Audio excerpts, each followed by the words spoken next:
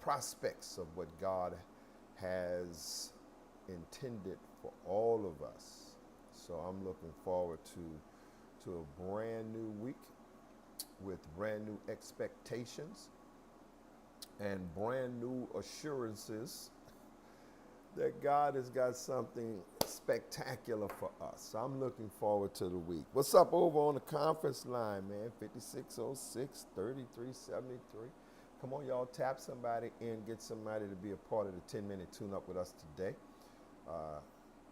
It is always refreshing. Good morning, Sister Mia. How are you? I pray that all is well. I need y'all to help me out, get some people to be a part of the post this morning. Good morning, Sister Nadia. How are you? I hope that you are recuperating well from your weekend of festivities. Good morning, Sister Judy. Come on, man. Y'all share y'all posts and get some people to be a part of this morning's 10-minute tune-up. What's up, First Lady Robin? Good morning, ma'am. We're going to get started in just a little bit, giving some other people an opportunity to tap in. What's up, Sister Rhonda?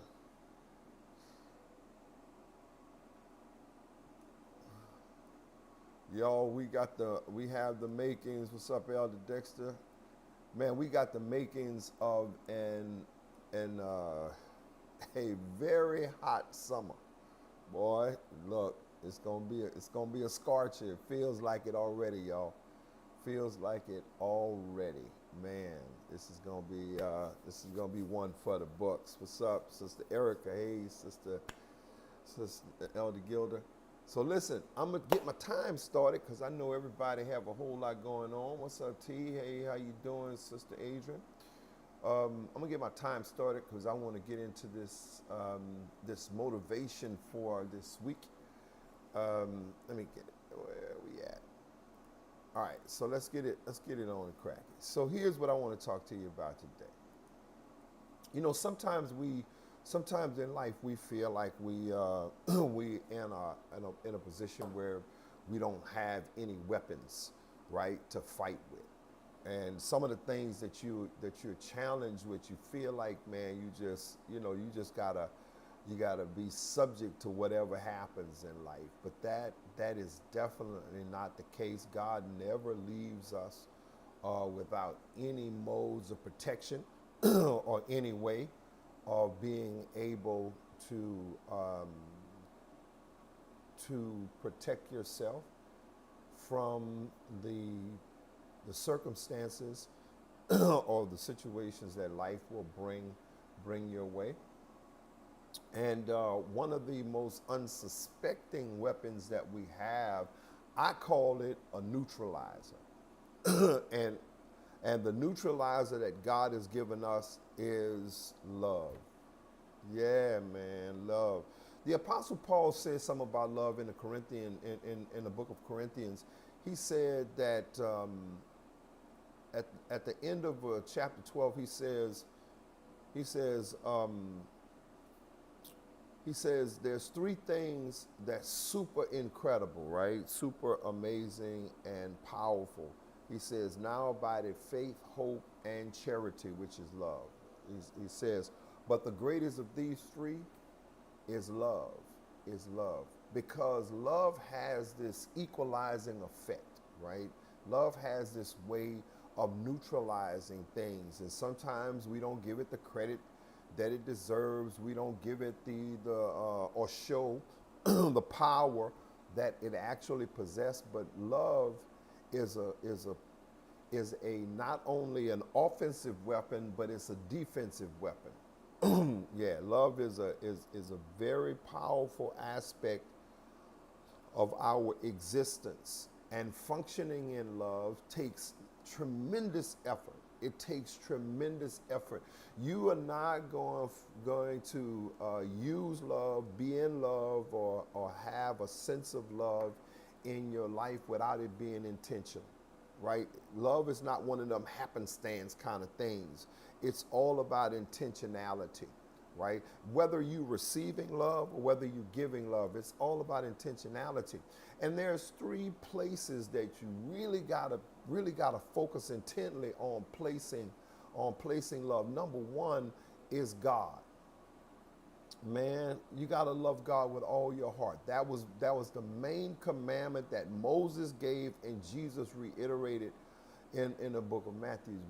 He says, man, the first, that you got to love the Lord God with all your heart, with all your might. He says, man, you got to love God um, with enthusiasm, with vigor, with intentionality. He says you got to love God with all your heart.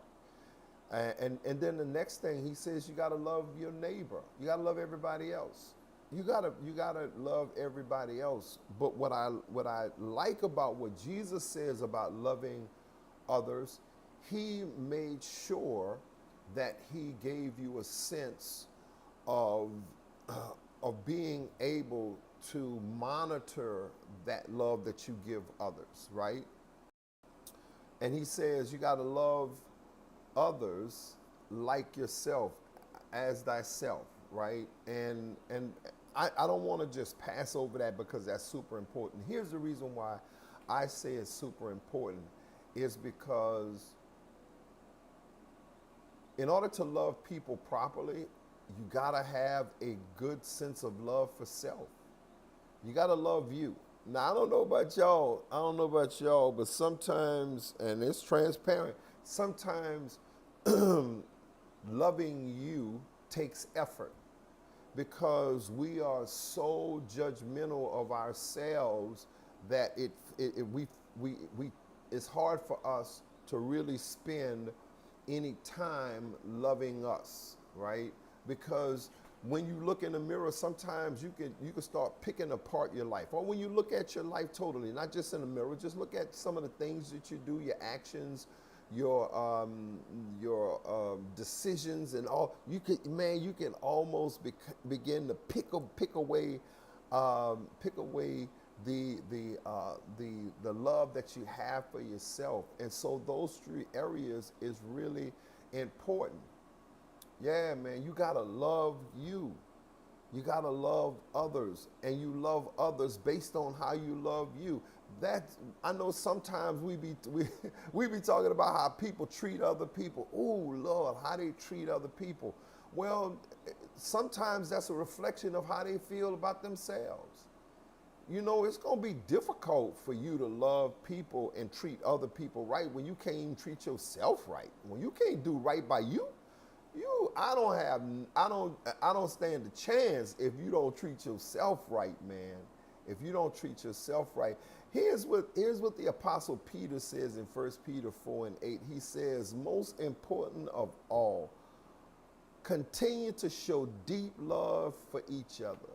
For love covers a multitude of sin, faults, or whatever. He says, man, love has this neutralizing effect. And if you function in it, and you function in it by having deep love for God, for others, and for yourself, you're going to find that life is going to be extremely enjoyable.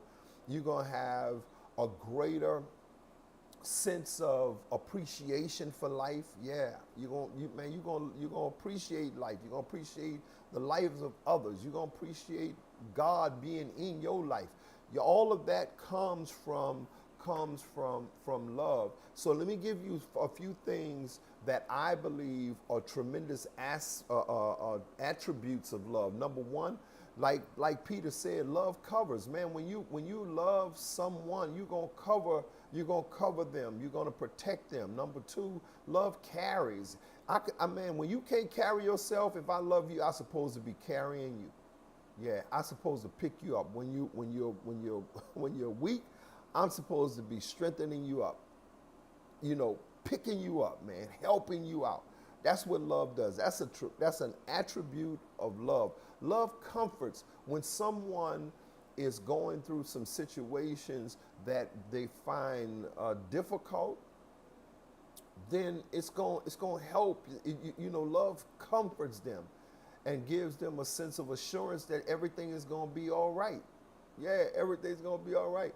Here's another act of love, an attribute of love that some people have a tendency to discard, which is love confronts.